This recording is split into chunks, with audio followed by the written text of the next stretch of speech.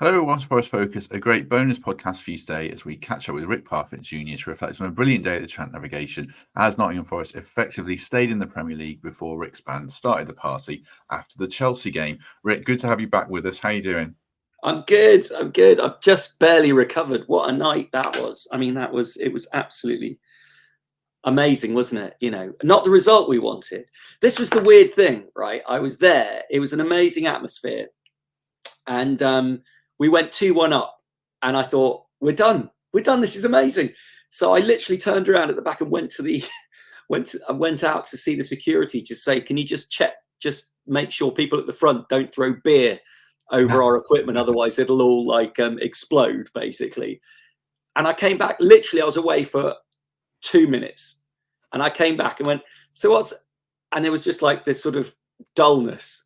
What? And then I looked up to see that we were 3-2. I couldn't fathom it.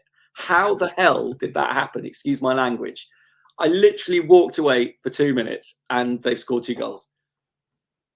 So does that does that make you a little bit worried that people aren't going to be quite as up for the gig, or are you relieved you're not going to get beer thrown over you?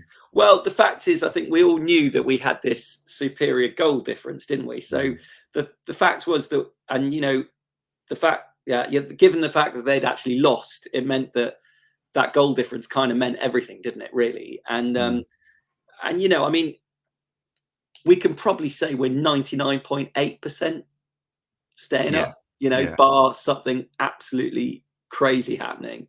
But yeah, it seems to always be the way. We always seem to be staying up by the skin of our teeth at the moment, you know. But the main thing is we stay up. And you know what, there was a slight little dip in energy, but my point was that I needed to go on and just go, you know what, the sun's shining, we're basically still up, let's have a party. And that's what happened, and everyone got into it, and it was really good fun. I had an absolute ball, and it felt really special to play in my hometown.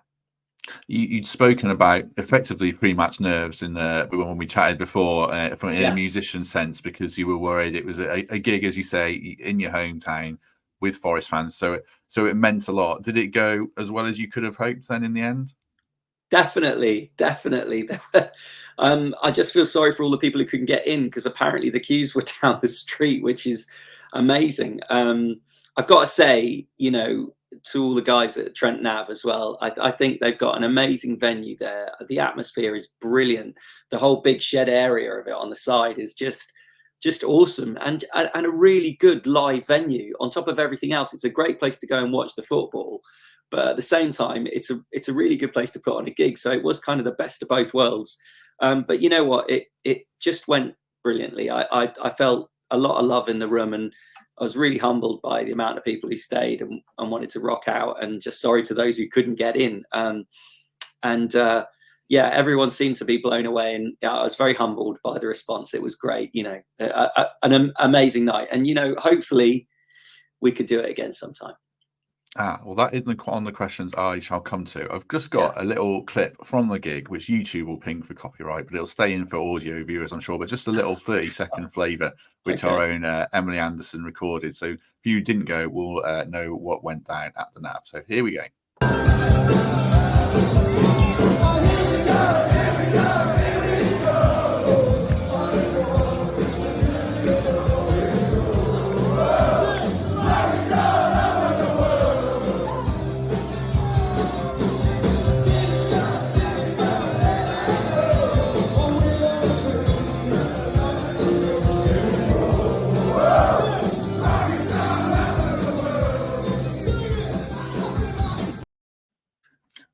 How are you watching yourself back, out of curiosity? Do you hate it or not?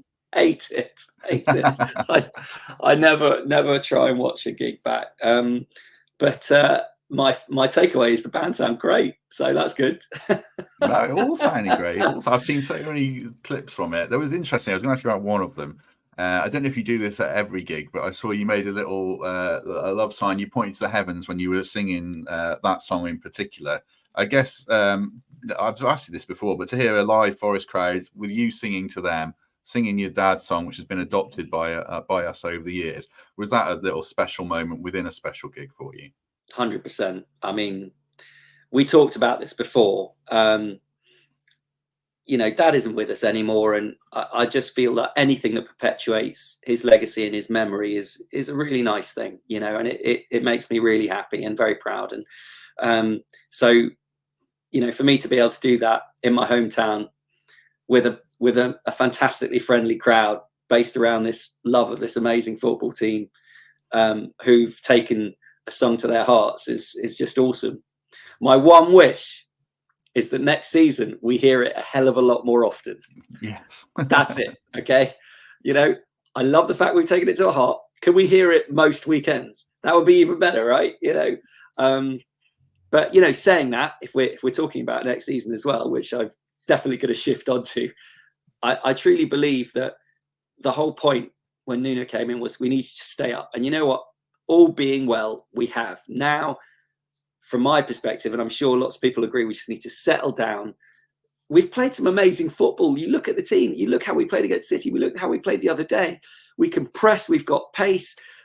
It's all there. It just, for whatever reason, we let ourselves always towards the end of a match, we seem to, you know, let a few goals in. And I think it's all there for us to do really well. I think we can do much better next season, and I hope that Nuno gets given a proper chance to actually, you know, cement the team and build on all the positives that we've seen, because there are positives.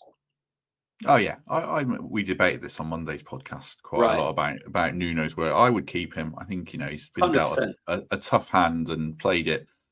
I mean, there's been mistakes, but every manager makes mistakes. So yeah, I would stick with him. Talking of sticking with things, curious to get your take on the City ground. There's a lot of talk of moving, just as an atmospheric venue, which is what you're, you know, you probably enjoy a lot. Would you consider moving for a better stadium in you know, in speech marks, or is the City ground so kind of spiritual that we have to play there?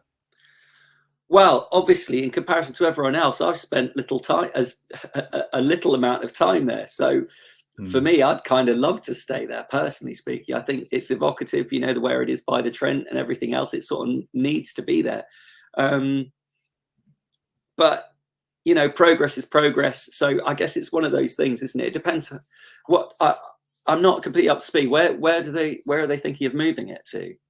Well, I mean, the only mooted site is Trenton, but it's not. It's, you know, that is quite very much outskirts of the city, but it's not definitely happening. It's, you know, there's a real debate in the fan base, as there often is, like, should we stay, should we move? And it's quite evocative, is a good word. You know, it's splitting people, certainly. So it's interesting to get your take on it. I think heritage and tradition is a very persuasive thing, and sometimes the love gets in the way of progress. And I don't mean that in, you know, that you can have this in bands as well, where especially if there's a band that's been around for a long time, people expect, you know. So I mean, I could actually use my dad's band as an example of this. You know, the hardcore fans wanted them to sound like they did in the 70s, you know, but they had to transition to actually make themselves viable and to keep the career going for as long as they did. And obviously they went different genres and sort of came back and a bit lighter and a bit more poppier and stuff like this. And so in a way, it's probably similar, a situation where all the hardcore and everyone who's been going for all their lives, you know, would want to stay there. And even though I'm a new fan, I completely get that. The argument is, if we're going to build a solid base within, you know, the Premiership, do we need to? You look around at some of the amazing stadiums that, you know, technically we're up against, and revenues that can be generated, which could be ploughed back into the team, but also into fan experiences and everything else. Is a new stadium the way forward? I don't know. I'll go with the majority. Do you know what I mean? There's always that evocative thing, you know, to have the Trent next door and to be singing, obviously, you know, Mull Kintyre, obviously with the absolutely modified lyrics, which is wonderful, and is a great thing. And I think if they do eventually ever move, the history and the love will still be there. You know, that will always happen. It's just, it would be a shame to move it from the beautiful position it has at the moment. Can't they just redevelop that and make it even more? Yeah, that's the other option, is to redevelop the ground, but nothing straightforward. No. With all these things, it's a multi-year project to do any of it, and I think it's a difficult debate. It's interesting to hear all the views. One of the things I was going to ask you as well, I think you were a bit worried about how people would react to you as a new Forest fan, and the YouTube comments after your first interview, they were really good and really positive, and I guess that must be nice for you. Yeah, get a bit emotional about it, to be honest. It's it's really nice because football is very tribal, and I get the fact that when people sort of go, where people sort of glory hunt and they follow teams that are winning well, you see people in the public eye, which I'm not, obviously, but people jumping on board and trying to be, I'm not like that. I could, let's be honest, I could have found an easier team to support. So it's got nothing to do with that. It's just, like I said from day one, this is about this city. It's where I live.